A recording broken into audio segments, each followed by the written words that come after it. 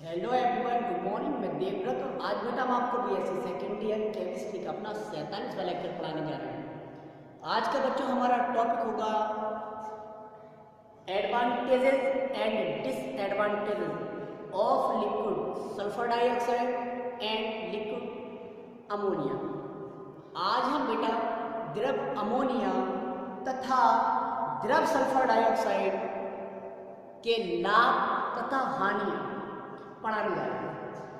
As a solvent हमने liquid ammonia liquid sulphur dioxide को as a solvent पढ़ा है बेटा।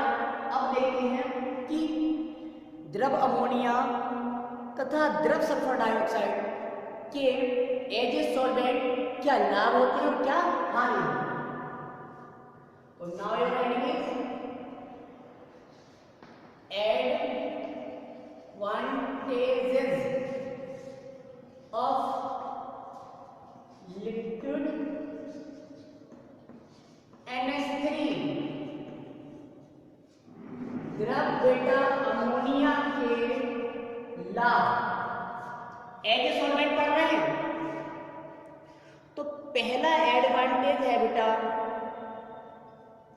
कि जो लिक्विड NH3 है, द्रव अमोनिया है, उस विलायक का यूज हम जो करते हैं एल्कली मेटल्स। कौन सी? एल्कली मेटल्स, क्षारीय धातुओं को डिसॉल्व करने में करते हैं, ठीक है, घोलने में करते हैं। लिक्विड NH3 is used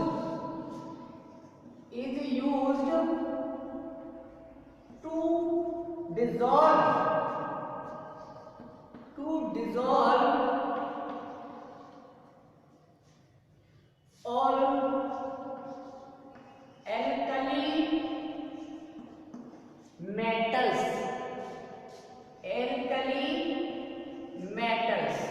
समझे बेटा। द्रव अमोनिया का एक एडवांटेज यह भी है कि इसका यूज हम जो करते हैं वो एल्कली मेटल्स को डिसॉल्व करने में कर लेते हैं, विलय करने घोलने में कर लेते हैं, ठीक।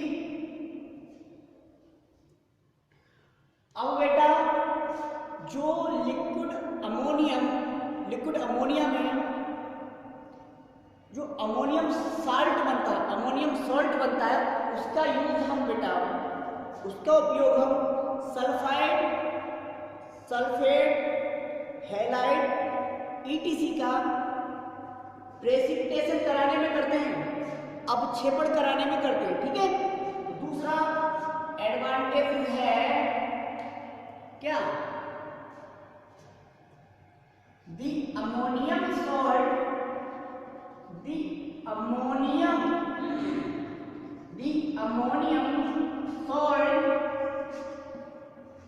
ऑफ लिक्विड NH3 द्रव अमोनिया का बेटा ammonium salt comma is used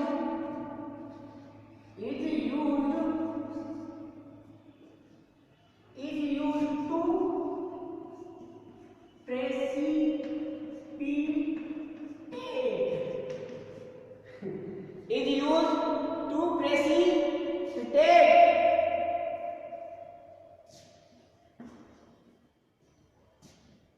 किसका अपक्षेपण में करते हैं बेटा? To precipitates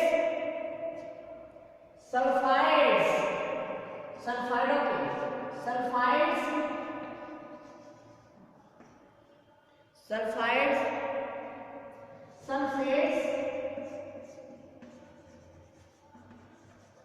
sulphates and halides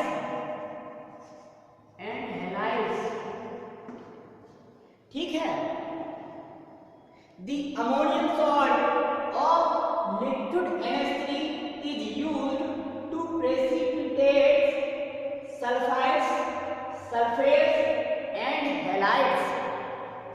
हम कह सकते हैं बेटा जो लिक्विड अमोनिया का अमोनियम सॉल्ट होता है उसका यूज बेटा हम सल्फाइड्स, सल्फेट्स तथा हैलाइडों के अवक्षेपण में करते हैं।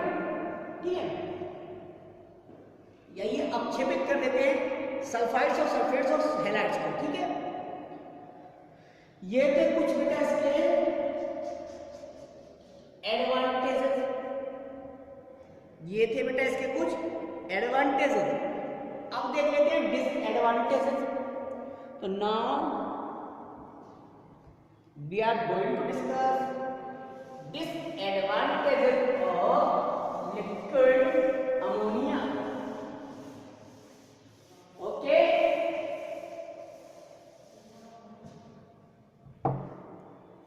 Note down please.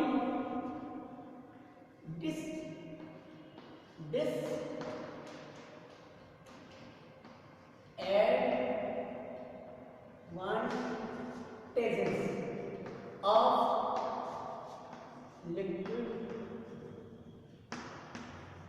ammonia।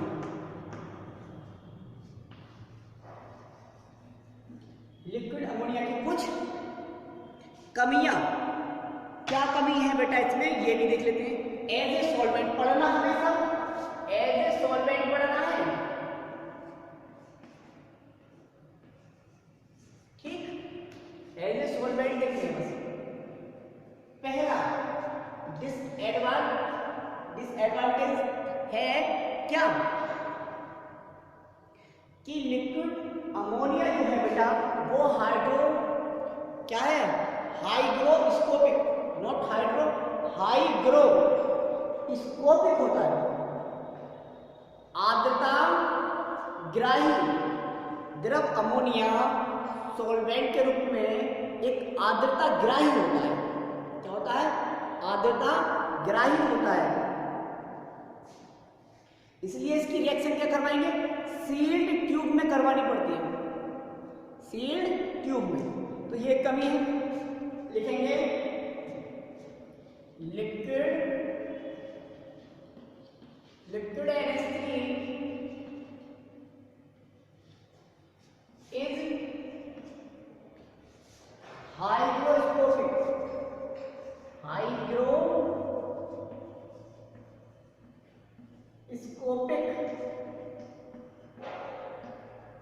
Hygroscopic बेटा आर्द्रता ग्राही, मतलब नमी को सोख लेता है। ठीक है, ग्रहण कर लेता है नमी को, मॉइस्चर को। लिक्विड NH3 इज हाइग्रोस्कोपिक, क्या होता है? आर्द्रता ग्राही होता है।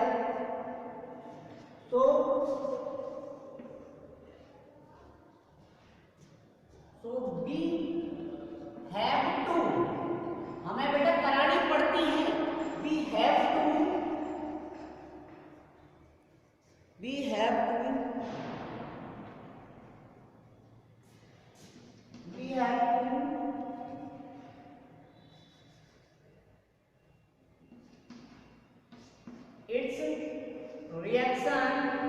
its reactions in a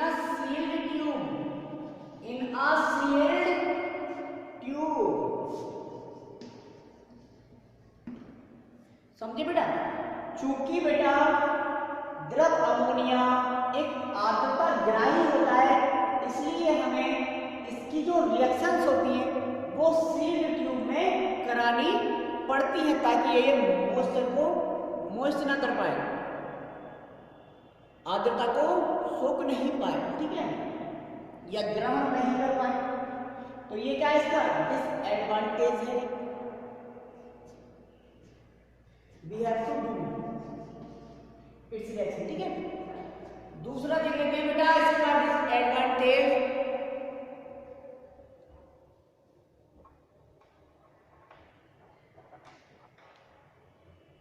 अच्छा, इसकी एक ऑफेंसिव ऑर्डर होती है। लिक्विड अमोनिया की एक ऑफेंसिव गंध होती है, मन को अच्छी नहीं लगती। ऑफेंसिव ऑर्डर होता है।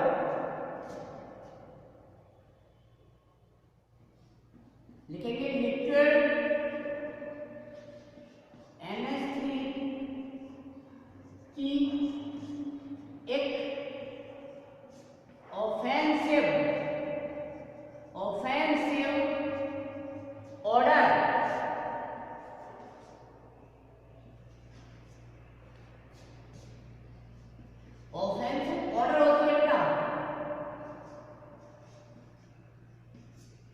ऑफेंसिव ऑर्डर हुआ। अच्छा, नेक्स्ट डिसएडवांटेज देख लेते हैं बेटा। लिक्विड NH3 की हम लिक्विड रेंज देखेंगे तो बोलेंगे देखो इसकी का मतलब बेटा लिक्विड अमोनिया की, इसकी liquid range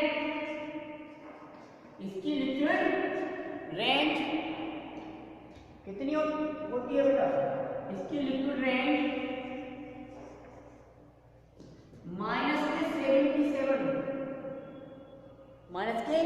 -77 degree centigrade to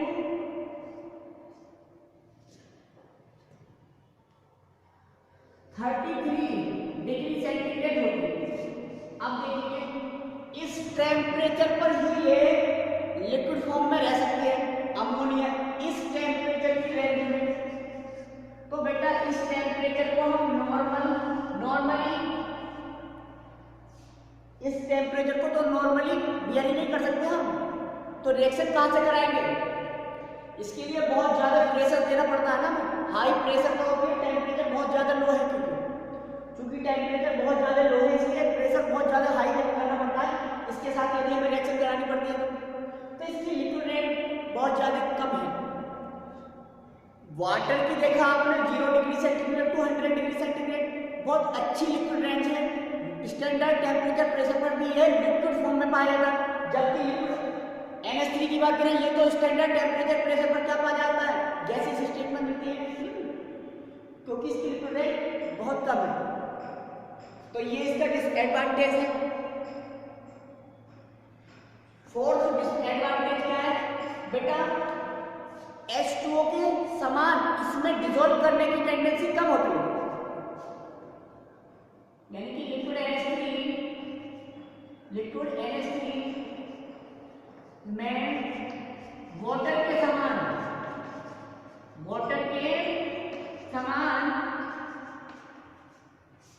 घोलने की प्रवृत्ति या घोलने की क्षमता नहीं होती है। वाटर के समान घोलने की क्षमता नहीं होती है, डिसॉल्विंग पावर नहीं होती है बेटा, ठीक है। तो ये थे डिसएडवांटेज ऑफ लिक्विड NH3। अब देख लेते हैं क्या liquid sulphur dioxide. Liquid sulphur dioxide का सॉल्वेंट देखना है हमको। लिक्विड सल्फर डाइऑक्साइड में बेटा हमें एडवांटेज देखने और डिसएडवांटेज देखने, ठीक है।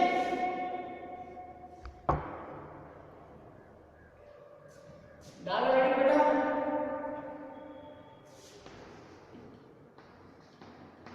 Advantages of liquid SO2 as a solvent. Advantages हमें बेटा एज ए सॉल्वेंट देखने बस। फर्स्ट एडवांटेज क्या है बेटा इसका? पहला,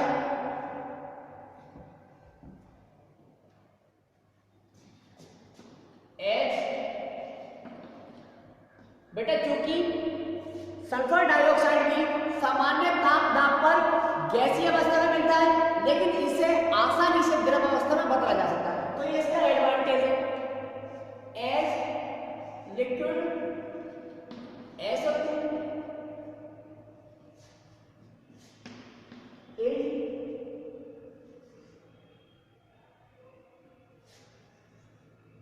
is a gas at STP as liquid, चूंकि liquid sulphur dioxide is a gas at STP but it easily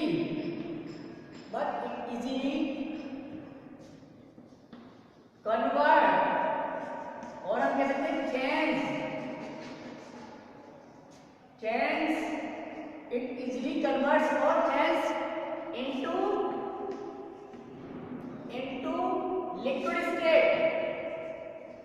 ये इसका पहला एडवांटेज है बेटा, चूंकि लिक्विड सल्फर डाइऑक्साइड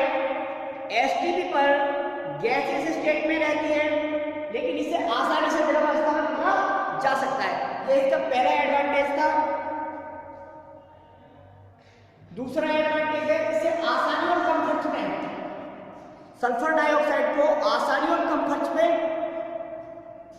प्राप्त किया जा सकता है। ठीक है,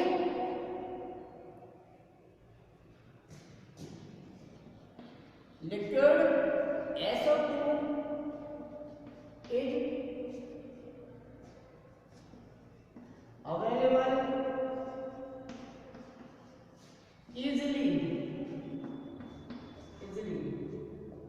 at low expense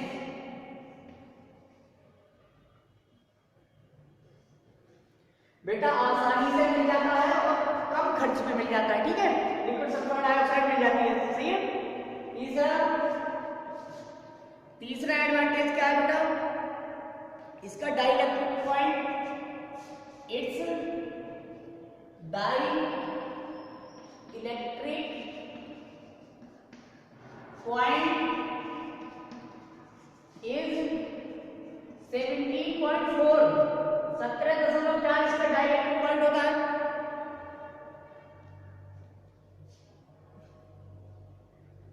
जो क्या है,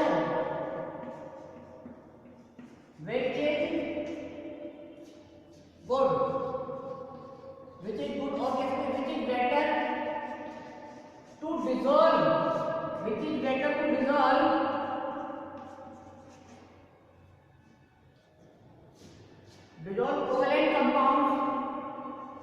covalent compounds,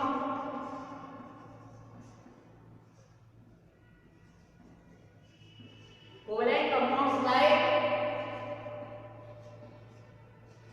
BCl3, Cl2, Br2,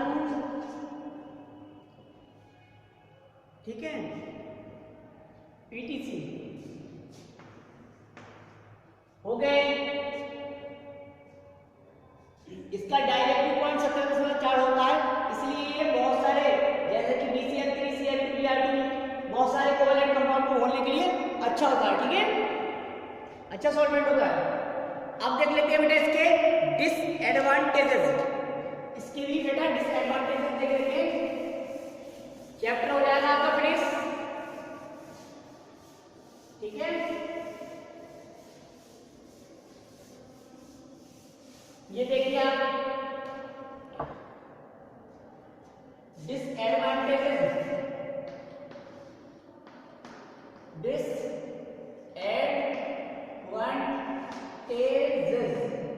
of liquid SO2 as a solvent,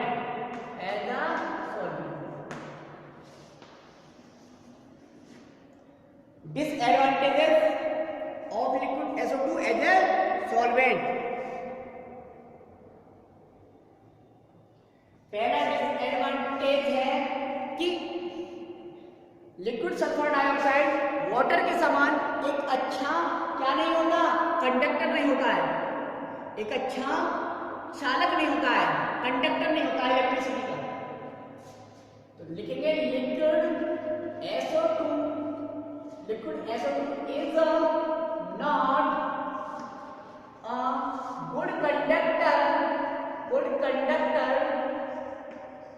of electricity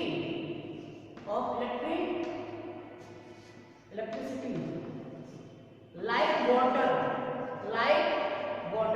जैसा कि जल बेटा विद्युत का एक अच्छा चालक होता है, जिसे सुचालक कह सकते हैं, उसी प्रकार लिक्विड सल्फर डाइऑक्साइड अच्छा चालक नहीं होता है। ठीक, दूसरा इसका डिसएडवांटेजेस देख लेते हैं बेटा। सभी जो धातुएं हैं, ऑल मेटल्स, सभी धातुएं लिक्विड सल्फर डाइऑक्साइड में डिसॉल्व नहीं होती। All metals are not dissolved in liquid SO2। Okay, सभी धातुएं जो है बेटा, जितनी भी धातुएं हैं वो भी लिक्विड सल्फर डाइऑक्साइड में सॉल्युबल नहीं होती है, सॉरी कह सकते हैं डिजोल्व नहीं होती है, घुल नहीं पाती है। तो ये थे बेटा disadvantages of liquid sulphur dioxide. आज हमने एडवांटेजेस और डिसएडवांटेजेस दोनों ही प्रकार के अपने विलाय को जो थे हमारे लिक्विड सल्फर डाइऑक्साइड और लिक्विड अमोनिया देख लिए। तो आज के लिए बस